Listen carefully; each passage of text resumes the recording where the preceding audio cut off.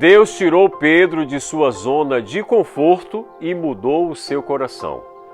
Ele então começou a compreender o que de fato envolvia a comissão do Evangelho e o que a morte de Jesus devia realizar pelo mundo inteiro.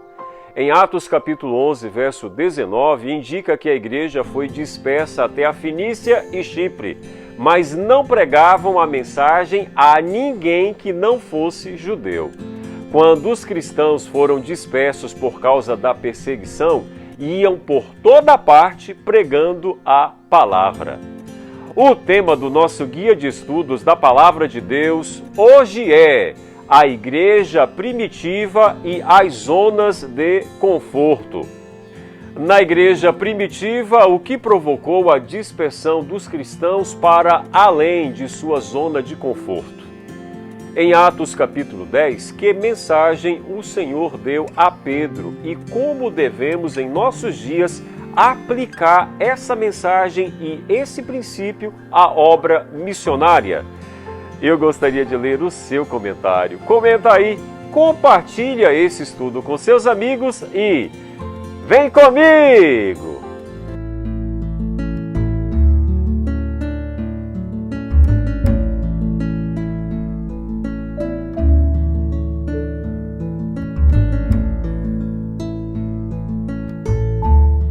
Vamos ler o que está escrito na Palavra de Deus. E Saulo estava ali, consentindo na morte de Estevão. Naquela ocasião, desencadeou-se grande perseguição contra a igreja em Jerusalém.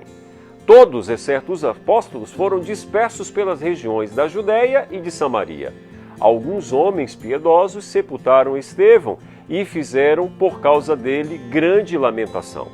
Saulo, por sua vez, devastava a igreja, indo de casa em casa, arrastando homens e mulheres e os lançava na prisão. Os que haviam sido dispersos pregavam a palavra por onde quer que fossem. Atos capítulo 8, versos 1 a 4. No texto do estudo de hoje, vemos o relato do martírio de Estevão depois de uma batalha travada entre a igreja e os líderes judeus. A morte do diácono culminou em uma grande perseguição à igreja em Jerusalém, tirando assim a igreja da zona de conforto. Sem outra alternativa, muitos dos cristãos fugiram para as cidades circunvizinhas. Porém, eles continuavam pregando a palavra de Deus incessantemente. Dessa forma, a perseguição, ao invés de parar a igreja, permitiu ela expandir o seu alcance e entregar a mensagem do Evangelho para muitas outras pessoas. O Dr. Lucas escreveu o capítulo 8 de Atos, seguindo diretamente a ocasião da morte de Estevão, vista no capítulo 7 desse mesmo livro, já que a perseguição dos líderes judeus cresceu ainda mais depois dessa conquista.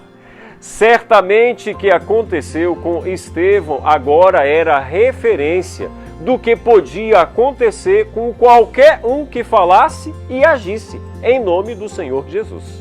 Então, os cristãos, com exceção dos apóstolos, não tiveram outra escolha a não ser se refugiar nas cidades de Samaria e Judéia.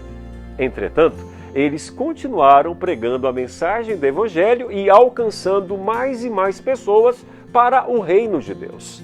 Samaria e Judéia eram duas das cidades das quais o Senhor Jesus havia dito que os apóstolos seriam testemunhas dele em Atos capítulo 1, verso 8. E apesar dos discípulos não irem para lá de imediato e serem parte dos poucos que ficaram em Jerusalém, os discípulos prepararam a vinda dos apóstolos e chamaram eles para batizarem os novos convertidos pelo poder do Espírito Santo. Assim, por meio de toda aquela grande perseguição, Deus fez sua igreja se dividir para conquistar mais e mais almas para o reino dos céus.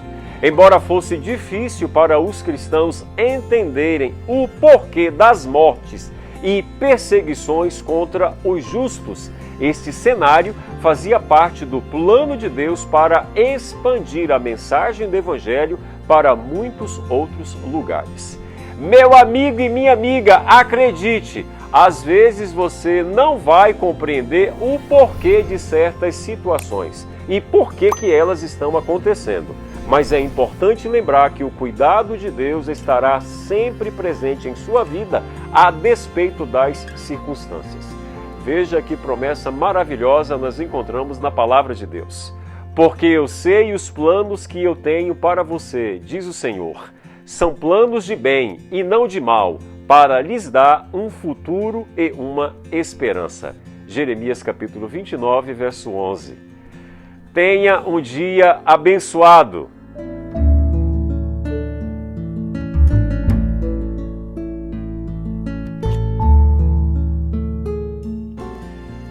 Vamos orar?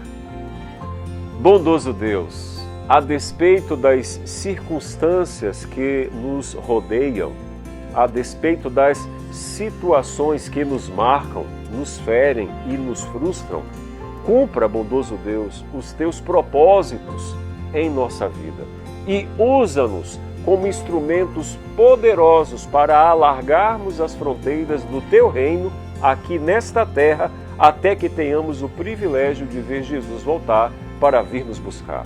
Nos dê um dia abençoado, é o que nós te pedimos em nome de Jesus. Amém. Fica com Deus, fique na paz. Maranata!